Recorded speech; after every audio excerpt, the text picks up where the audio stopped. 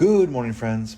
As we wrap up another work week, I'd like to bring our attention back to the part of Matthew 19 where Jesus told Peter and the rest of the 12 apostles that they will also sit on 12 thrones, judging the 12 tribes of Israel.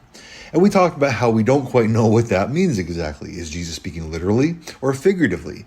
I mean, in my mind, there's no escaping the idea that the apostles will rule in some fashion to some degree, but what will that actually look like? I don't precisely know. But even as I mentioned in the sermon that I wasn't too concerned about figuring out all those details, in part because that's an application for the apostles, is what they're going to receive. And then Jesus goes on to talk about what the rest of us who follow him will receive. And therefore, we don't need to know all those details.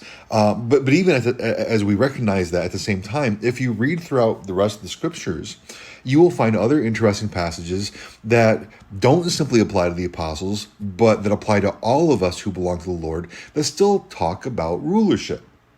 For instance, in 2 Timothy 2, verse 12, speaking about suffering for Christ, which is part of the context of Matthew 19, the Apostle Paul says, if we endure, we will also reign with him. We will reign with Christ. So Jesus clearly speaks about the apostles sitting on thrones, judging the 12 tribes of Israel. But here the Apostle Paul also talks about Christians in general reigning. Yes, of course, reigning with Christ. None of this is seen as reigning apart from Christ. The apostles will not sit on thrones or reign apart from Christ at all either. But that the idea is that all Christians will have rulership of some sort. Then to the Corinthians, Paul's comparing their ability to judge matters and exercise authority at that time in light of what will happen in eternity. So in 1 Corinthians chapter 6, he writes, when one of you has a grievance against another, does he dare to go to law before the unrighteous instead of the saints? The idea being here that if you have two believers that have a dispute together, why in the world would you take that to a court that is ruled by a unbelieving judge? Right? Don't you understand that you should keep that within the church if it's just between believers? Because he goes on to say, or do you not know that the saints will judge the world? And if the world is to be judged by you, are you incompetent to try trivial cases? Do you not know that we are to judge angels? How much more than matters pertaining to this life? So again, here Paul says that we will judge the world, that we will in some way judge the angels even. Now, again, I don't know what all this is going to look like, because obviously whatever judging we are going to do is only going to be underneath the auspices of Christ himself as the judge, right? We are not going to take things over for him. He is the supreme one. He is the supreme judge. But Paul is very clear here that not just the apostles, but the saints, all of the people of God will be involved in judging the world. And again, that judgment can simply refer to ruling over, and obviously making decisions as far as that ruling and authority. So what are we to make of all this? Now, it's not just the 12 apostles who are being given some aspect of rulership. It appears to be all of us. In fact, I mentioned in Sunday's sermon, I think, if memory serves, how in Revelation 4, we have the heavenly throne room described, which is also a heavenly worship service described for us. And we see the 24 elders all around the throne of God. And I said, and will reaffirm now, that I believe that those 24 elders represent the people of God, both from the Old Covenant and the New Covenant, okay? And if that's true, what are they sitting on? They're described as sitting on thrones. And so if my understanding of what these 24 elders signify, which is all of the people of God, then we're described as all of the people of God sitting on thrones, which would kind of make sense based on the 2 Timothy and the 1 Corinthians passage we read just a moment ago. So what does this mean for us? What does it look like? In what way will we rule or reign with Christ? Well, I don't know for sure. I don't have all the specifics because we're not given all the specifics, but there is something to consider here that we can know. Let's go back to Genesis chapter 1, to this thing we call the cultural mandate. Because in Genesis 1:28, we read God's instructions to Adam and Eve saying, be fruitful and multiply and fill the earth and subdue it and have dominion over the fish of the sea and over the birds of the heavens and over every living thing that moves on the earth. Friends, at least in part, We have to ask now, what were humans created on the earth to do originally? We were created to rule, to have dominion, to exercise authority over the earth, over the fish and the birds and the land animals, over every living thing that moves on the earth. And what was the point of procreation? What was the point of being fruitful? To fill the earth, right? And to fill the earth with what? With image bearers of God, to fill the earth with those who would themselves reflect and point to God. We were to fill the earth with the glory of God. And then compare that with the picture of our eternal state. Will we not be praising God, honoring Him, glorifying Him, both in verbal expression as well as in every act of obedience for as long as the wonderful ages to come last, which is forever? We will be glorifying God. We will be filling the new heavens and the new earth with God's glory. And we will apparently now have positions of rulership in the new heavens and the new earth. The point being here that God will bring us to where we will actually fulfill our original function and do it in perfection. That God originally created humanity to fill the earth with His glory and to rule over the earth as His stewards. And in a new heavens and a new earth, He's going to bring us back to do that in perfection.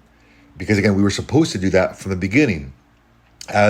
But then we ask, as a human race, how did we do? Miserably, right? We failed. For rulership, stewardship of the earth, how are we doing? Well, look at environmentalism. We have people on both sinful extremes, and it seems like everybody's on one of those sinful extremes. I know there is a sweet spot in the middle, but so few people are there. On the one hand, we have people who want to use and abuse the earth, pollute. Who cares? Friends, that's sinful. That's not ruling the earth as stewards of what God has given us. But the other side is completely different, but still no less sinful, because those are the folks who actually worship the earth, worship the animals, take what God has given and make it an idol, make it a false god, such that they'd rather see humans die than an animal die. That's also egregiously sinful in the sight of God. So how are we doing on ruling the earth and exercising authority over the earth? Horribly. We think about the idea of producing children.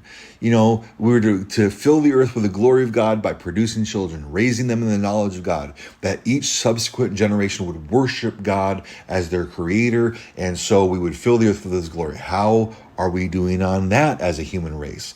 Again, miserably, right? And all of this because of the effects of sin, because of a rebellion against God. But in the new heavens and in the new earth, sin will be no more. Rebellion will be no more. And so we will be and do what God has always intended us to be and do. We're going to be very active in eternity. And again, I don't know the specifics of what that'll look like, but it's going to involve glorifying God in whatever we do and in everything we do, which again does not mean we're simply going to be sitting around a throne singing worship songs. Now, again, as I've clarified before, if that is what we're doing, it doesn't mean that we are necessarily doing that, but even if that is what we're doing, I'm totally good with that. Some of my greatest earthly experiences have been in the context of musical worship.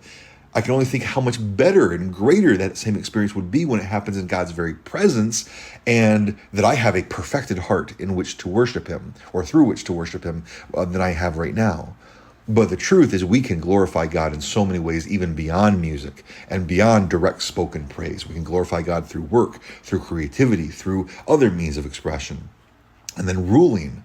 Will there be fish, birds, and animals to rule over on the new earth? I don't know for sure, but part of me really thinks there will be.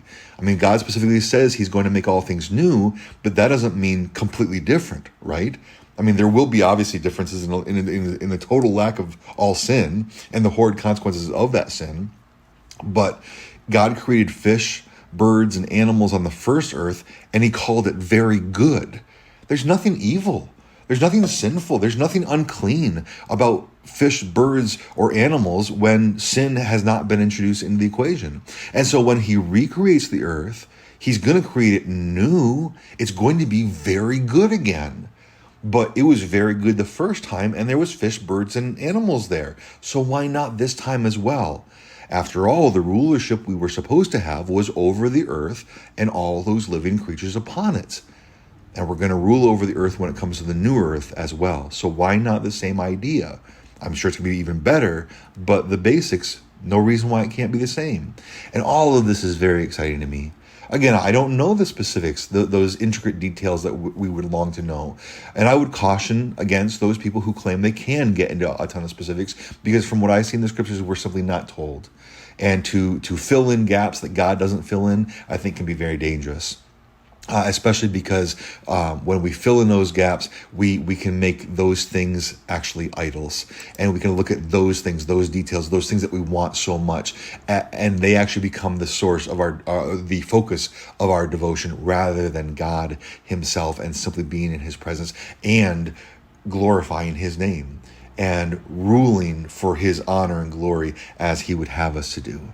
All right, and so let's focus on what we're told, and how we see that as being a fulfillment of why we were created in the first place, which again is very exciting to me, and I pray it is for each one of us, and that we can share in that excitement together and encourage one another all the more as we see the day of our Lord's appearing come closer.